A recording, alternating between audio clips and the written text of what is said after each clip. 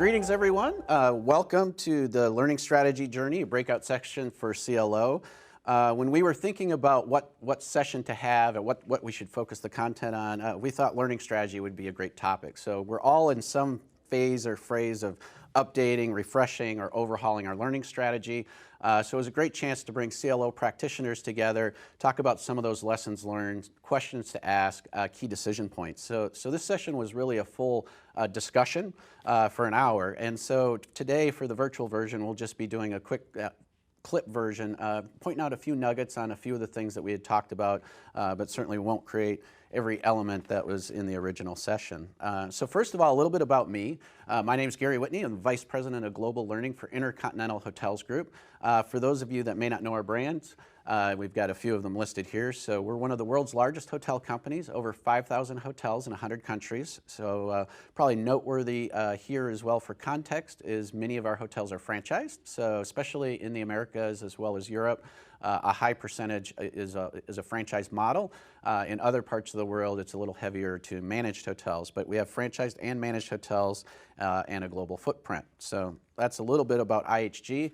As far as topics we're going to cover today, what we did is we looked at some of those big buckets that would be common in almost any industry for part of a learning strategy. Things like priority audiences, priority content, what governance are you going to do, what's the ways of working, and we pointed out a few examples of each. So the whole point here is that often when we come together in these events, it's really great to see visual examples of some of these strategy elements coming to life. How did we explain it to others? And so we deliberately put a couple in each of the big buckets of a learning strategy here to share with you. Certainly I know I enjoy and appreciate and use many of those examples you share as well when you're presenting. And really what it comes down to is we have to win hearts, minds, and hands of not just your team, but also the many stakeholders in your organizations. And so we thought these visualizations of some of these key ideas and things we wanted accomplished would be a good use of time. So going into our learning strategy update, we saw a lot of the same things that you do. So the reality is the places in which learning plays a role is really starting to grow. So, you know, it used to be a few classroom, little virtual instructor-led, maybe some e-learning. Now it's all about the environment, the experience, exposure, and of course traditional training as well. That's all part of the equation. So it's growing. And for some of you in your industries, it's growing very rapidly. So if you're in one of those businesses that's digitizing the workforce, the acceleration clip of the different places where learning may have a role to play has grown exponentially at a wicked clip. Big tip here was just as you're looking at some of the trends that are out there and not wanting to be trendy, but do get ahead of the trends, is remember your worker context and your work context. So a great example would be at IHG, when we look at the environment. In Greater China, it's very mobile ready. If it's not mobile, it's not going to be received. So understanding the worker and the context in which they operate, knowing they may not have access to a computer, but certainly have access to a cell phone, that delivery channel in that region becomes more important. Or a great example of work context would be if you follow a housekeeper around every day in their day-to-day life, technology has a relatively small role today, although that could certainly change in the future. So when I'm delivering learning solutions targeted to that audience, I need to realize how do they connect, learn, work, what are their preferences? And so that helps guide you and filter through when you might be trendy and when you're actually intelligently pursuing a trend. So that was the gist there.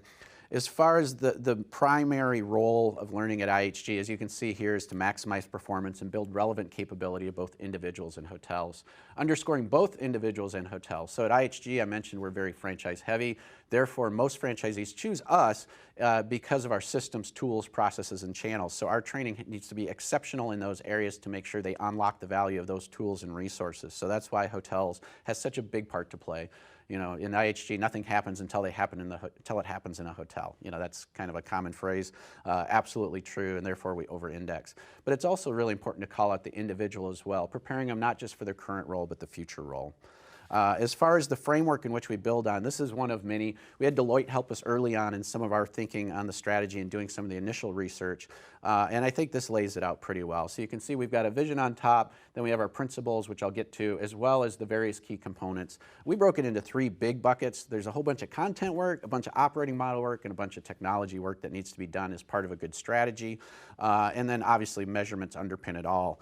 And so I'll get into each of these pieces a little bit more, but thought this was an interesting example to share. Certainly not sexy from a visual standpoint, but quite functional in really collapsing a large amount of information. There's about 120 pages that would back up what powers what you see on the screen. So that's kind of interesting. And I'll keep coming back to this slide just to help reference. I'm going to go through the principles, content, operating model, and technology. So I'll use this to kind of help anchor me as well.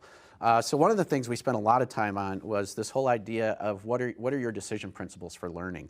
The tip here is to make sure you involve the business in creating these and land these very early in the process. So before you get too much in love with a specific program or tool or technology, start with some of these clear principles that are going to guide your learning decisions.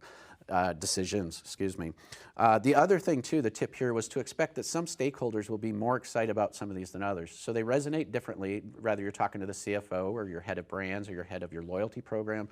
Different elements of these principles are going to resonate differently, so be aware. So you can see just by looking at some of these that we chose to emphasize at IHG. You know, the first one is all about we're business focused, solve for something.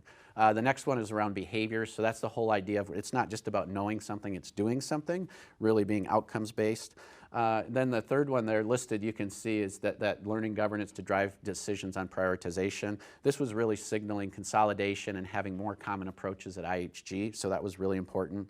The whole analytics piece, that we're a fact-based decision-making organization, that whole idea of being qualitatively curious but quantitatively driven, that's really a big part of what we're looking at. And I take a lot of pride in moving us towards being a fact-based decision-making organization and having the backup that says these programs matter, the outcomes are real, and we make those linkages. It's part of being more business relevant, which we have to do as CLOs now and into the future. Certainly the whole idea of agile, scalable, focused.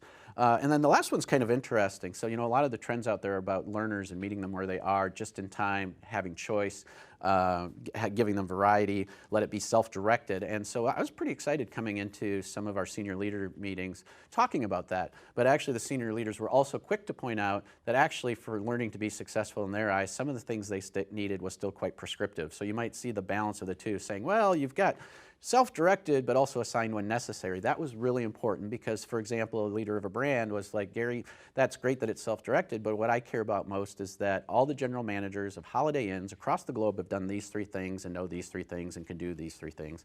And that was really insightful for me. So like I said, big point here is to land it early. Big point here is to involve senior leaders across the business in the creation of these. And the other big tip was expect that some of these are going to resonate differently with different members of the senior leadership. So I find I come back to these quite often when making choices to help settle some of those disputes, if you will. Another thing we want to get into, you may recall in the chart, the next big piece is a big block of content work. So content rationalization, content framework, and global content. I mentioned the priorities, so content rationalization, the framework, and then also priority audiences and priority content. So the big lessons here, and like I said, we went in a little more detail on each of these, but I want to make sure I'm punctual today, is have some sort of a needs assessment plan. So what are your listening devices? So at IHG, we went all across the business, owners, hotels, a variety of positions within a hotel, a variety of functions, a variety of regions, and collected that insight. Big tip in that step 1 is make sure you're in listen mode. It is very hard as a learning professional not to immediately jump into, oh, we can solve it by doing A, B, C. When you're first going through that needs assessment, make sure you're listening and listening carefully. For a couple of reasons. One is it's important that you really listen to understand. But secondly, when you get done with all these interviews, you will have 100 items, but you may only have time for 10 on your platform that you can actually execute on. So don't make promises you can't keep. Then the second piece is where I showed an example as well, is have a decision-making filter. This one happens to work pretty well for us, looking at what's globally common and performance differentiating to help separate some programs and some initiatives and some business priorities that we're going to pursue and others that we might leave to other solution sets. So just looking at that prioritization set, this is a basic 4-box. It's been around, variation of this has been around for years. But where this is helpful is some sort of a tool that you can go back to the business and say, I heard you say these 20 things, and here's the 10 I'm going to do and why. You need to be able to explain that in a clear way, and in a rational way, and in a business-driven way. And a model like this can help you do that. So if you look to the left, you'll see that performance differentiating is at the top and foundational capabilities at the bottom. So if it's one of our business's key strategic growth drivers, up it goes in the priority. Or if it's more of a baseline skill, it's still important, but it's not at the same level of importance as, say, a growth behavior that might be critical for IHG winning in the next couple of years. On the bottom, you'll see there's functional, regional, unique, and then there's core, common, critical. So just to bring this into practice, if you're looking at top right, and that's where global learning really owns a lot of that space, is it's globally common and it's performance differentiating. So a good example might be our general manager program that hotels across the world attend. It's quite a consistent program. There is some unique variation by brand, but it's globally common. It's very important to the performance of our company. Therefore, we have a high degree of control in that program.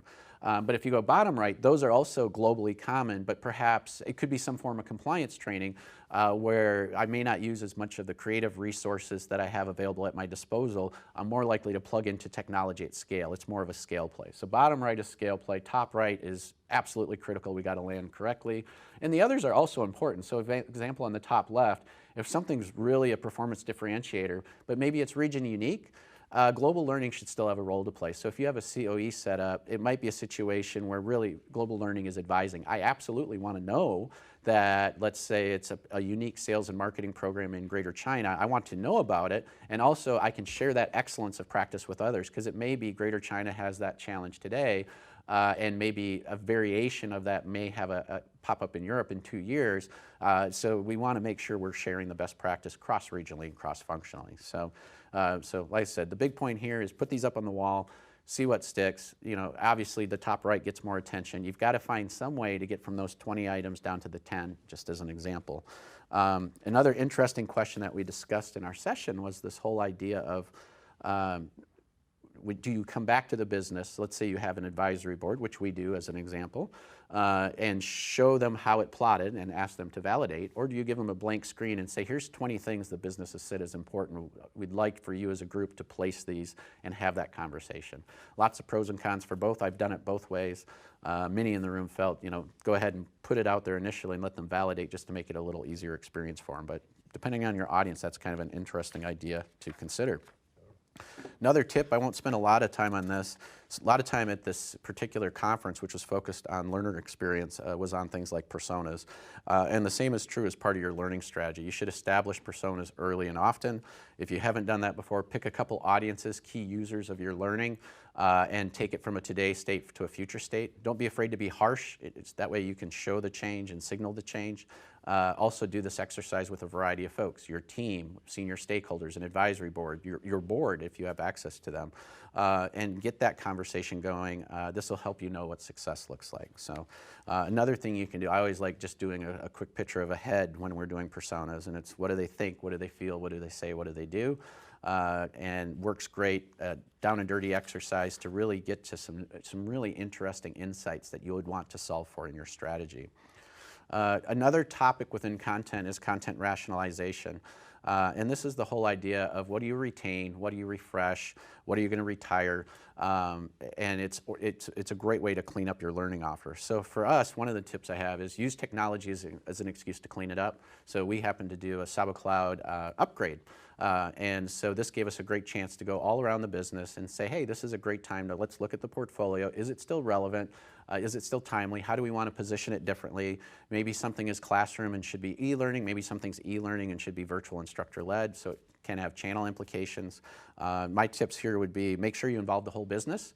So, for example, we engaged the business and said, you know, what visual do you want in the new system to represent that great sales certification? Or what do you want the description to say? Is there anything that's changed or is updated or different? You'll find, my tip too is to allow plenty of time for this to occur. Involve the business, allow enough time, and also allow some of your leadership time to go towards this. My initial view coming into this was content rationalization was going to be somewhat transactional. It needed to be done. but I didn't always see all the strategic value. But as we started the process, it was such an amazing opportunity to engage the business in a new way, find out what they were interested in, what they were excited about, find out what business adjustments were coming soon in the context of content rationalization. So allow plenty of time, frame it up, and bring others along on the journey. The next piece is operating model. So operating model, I tend to find, is about much fun as picking out socks. So this is painful, but you got to get this right. And so we had a couple key choices that we spent some time talking about in the session. One was governance. So we went with a 3-tier governance structure at IHG. Operating model. So we went with a federated approach. You have centralized and decentralized, and then federated's in the middle. There's a whole lot of variation in definition of federated, and we're a living example of that too. We knew we didn't want to be over-centralized or decentralized, so federated was right for us in a matrix complex global organization, but it's a constant learning curve, and it didn't stop just because, oh, we launched our learning strategy. It's a never-ending journey to figure out how to adjust it so that it best meets the business needs. And so just a few visuals on this one. One is explaining what the heck federated is was hard, and we had a good chuckle in the room and a robust discussion is how the heck do you explain it? So federated to me, what I find is if you over-centralize, you lose business relevance. You're not close enough to the business, you don't understand the objectives, the outcomes, you can't move fast enough. If you decentralize, inefficient, ineffective, you leave a lot of great practice on the table, and it's just a waste of time and effort. You lose the chance to play scale. And if you're a large organization, your business reasonably expects you to take advantage of scale when you can. That's part of why you're a big organization. So at IHG, when we say federated, here's kind of what it means for us. So if you look, you can see technology. We're very centralized with technology. So we have one learning management system as the enabler of our core technology structure. We have a few other technologies we use, for example, Fuse to launch for our GM program that complements it. We certainly have some content providers, but we have one version of the truth for technology. That was a journey. Part of our learning strategy execution was consolidating some of those partial technologies into one. And so not easy, but certainly necessary and helpful to us at IHG. So that's quite centralized.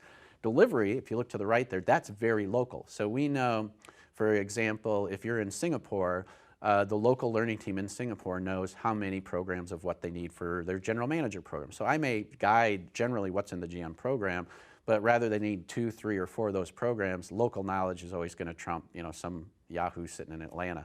And so it's very important that learning delivery get as close to the action as possible, so that's quite decentralized. Measurement, again, is quite centralized, much because you design some common tool sets, some common processes. It plugs into our technology strategy very well to keep that close together, so very consistent in measurement.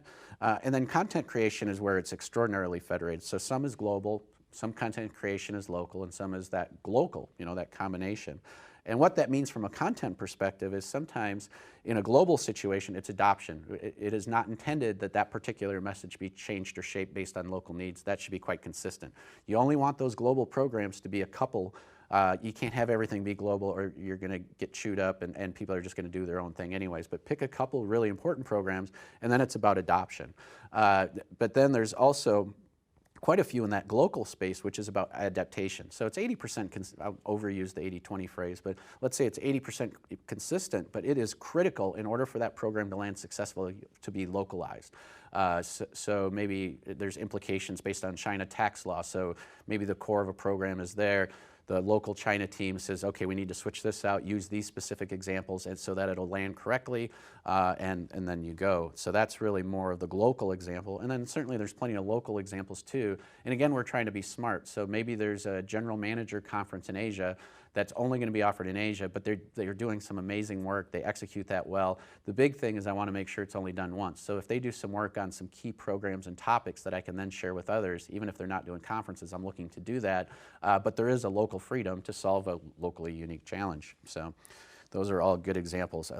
Tip here would be expect this to be hotly debated. Expect to have to spend some time explaining it. That's one of the reasons we included this visual. This visual seemed to help us with, we have a global operations council of COOs across the world.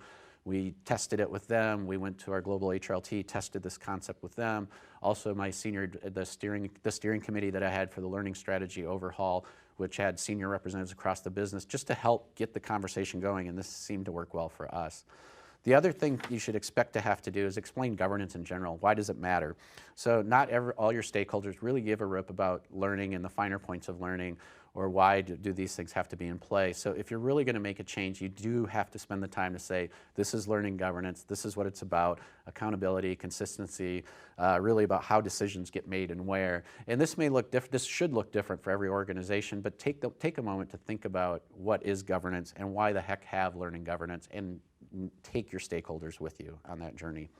As far as our core governance model, we went into some detail in each of these, but just in summary, we have a learning advisory board that we're standing up. So we have a steerco during the project of overhauling the learning strategy, and then that becomes a advisory board, steady state. Tip there is make sure that's the most senior executives in your organization. Ours happens to be an EC+1 guideline, so there's a board one notch from that, but not lower. And so you want them to be senior enough that they can make some of those financial choices, some of the business trade-offs, and solve some of the challenges that might come to them. Primarily advisory, but obviously certainly some decisions escalate all the way up. Learning council made of the various learning leaders across the globe, and then our regional forum is really the local action. And a good summary of it, oversimplified, but is really the advisory board is the why, the council is the what, and the regional forum is the how. We're trying to get the decision making put into the right places.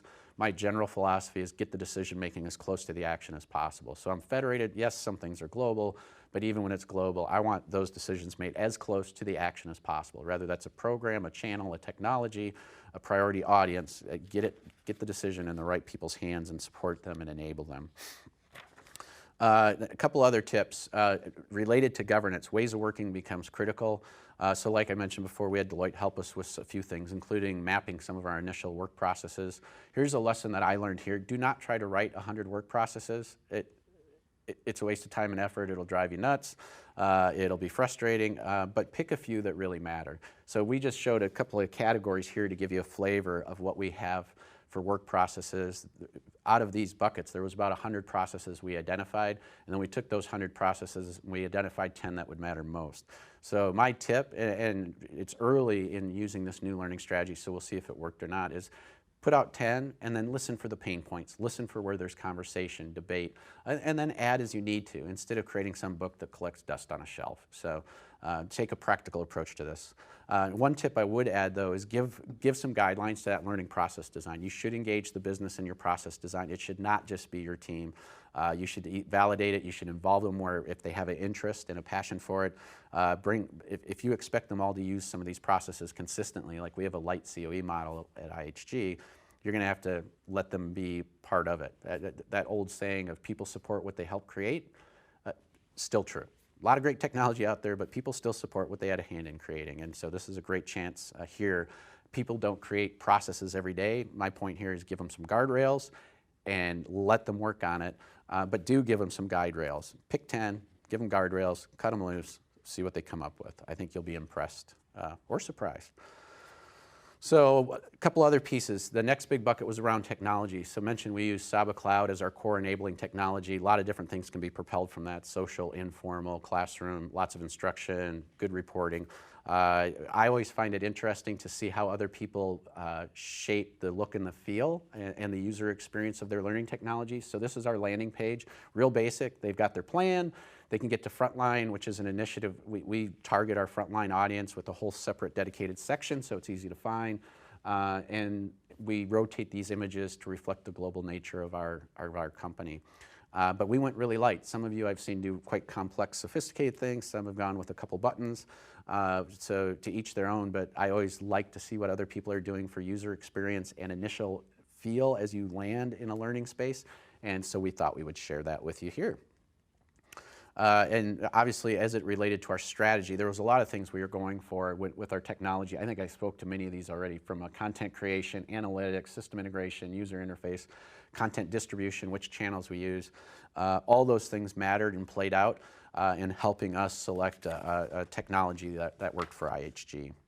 And my last tip for you is just the whole idea of, remember, you can't do all of this at once. So as you go through some of the personas, as you talk to stakeholders, as you start filtering your priorities, you get pretty darn excited. And yes, you would love to have all that delivered overnight, but you do need to break it into bite-sized pieces. So, and in sequence, some of these things have to flow. So for example, if you're making a technology investment, you have to build the business case and run that through your business before you can implement it. You have to implement it before you can use the functionality. I know that's a painfully simple example, but that often is the case. So for us at IHG, we went with fix, then build, and then extend, just to set the expectations right, also to help us with planning. So I'm not the greatest at my planning discipline, and so this also forced me to think through what's the right sequence, what's the big chunks, but equally important, being able to tell that story to stakeholders to say these pieces are coming and when. Now the speed of these elements will depend on the complexity of some of the deliverables embedded within your strategy. And it'll also depend on the change at your business. Like I mentioned, if you're digitizing the entire workforce, this is going to be really fast. Some of you might have quite mature organizations with not a high degree of change. Good for you. I'd love to know who you are. But maybe you can spend more time on each of these buckets. But certainly break it into some pieces. Like for us at IHG, you can double click on any of these 17 and we would go deep into what the plan would be and why we're doing it, linking it to strategy and so forth. So hopefully those were a couple of great examples. Like I said, a few things that stood out in the conversation was personas, the thing about decision principles, so understanding what you're trying to solve for going into the strategy before you fall in love with the strategy, involving the business there. In the content area, being crystal clear on your content priorities and your audience priorities, because you cannot be everything to everyone as much as you'd like to be. Explaining things like content rationalization and new ways to your business and involving them. With operating model, make that decision very carefully. Federated, centralized, decentralized. We went federated, but I know everyone's got a different scenario. Spend some time thinking about the pros and the cons and how the heck do you explain that to your business. Hopefully a few of these visuals help you out with that. And then certainly you have to enable it with technology and work processes, and hopefully we shared a few examples of good ways to approach that. So with that, thank you for your time, and I look forward to catching up and sharing practices again soon.